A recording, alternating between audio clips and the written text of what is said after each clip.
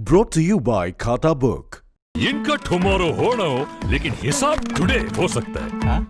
कैसे? भाई खाता आउट करो, खाता बुक डाउनलोड करो, ये ऑटोमेटिकली हिसाब करे, उधारी वापस लाए फटाफट। भेज दिया उसको हिसाब। खाता बुक, बिजनेस हुआ इजी।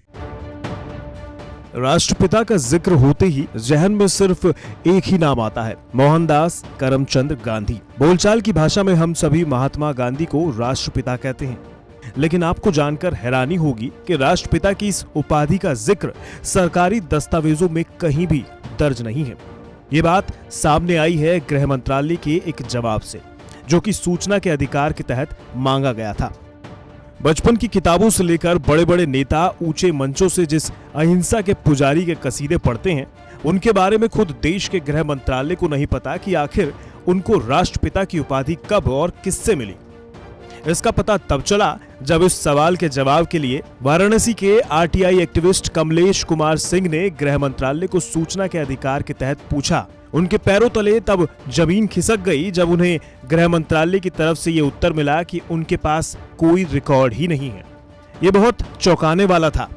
आरटीआई में यह था कि मैंने मांगा था कि महात्मा गांधी को राष्ट्रपिता कब और किसने कहा। हालांकि मेरे पास पुस्तकों के माध्यम से या फिर बातचीत के दौरान से ये मेरे पास रिकॉर्ड था, लेकिन मैं आत्मविश्वास पूर्वक कह पाऊँ इसलिए कोई ऑफिशियल दस्तावेज जैसा मेरे पास कुछ नहीं था। इसी के तहत और इस चीज़ को अपने जहन में रख के मैंने गृह मंत्रालय से महात्मा गांधी को राष्ट्रपिता किसने कहा ये मैंने मांगा था।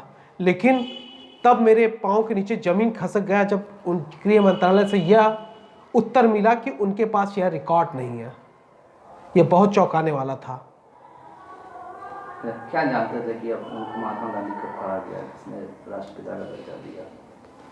मुझे जो पता था वो 1947 में सरोजनी नायडू ने उन्हें राष्ट्रपिता कहा था, और जो कहते सुनने सुभाष चंद्र बोस ने कहा था, लेकिन कोई ऑथेंटिक, जैसा कि मैं पहले ही अपना बता चुका हूँ, कोई मतलब पक्का नहीं था। इसलिए मैं हमेशा जो है ऊहापोह और हमेशा संदेह के दलदल में ही रहा।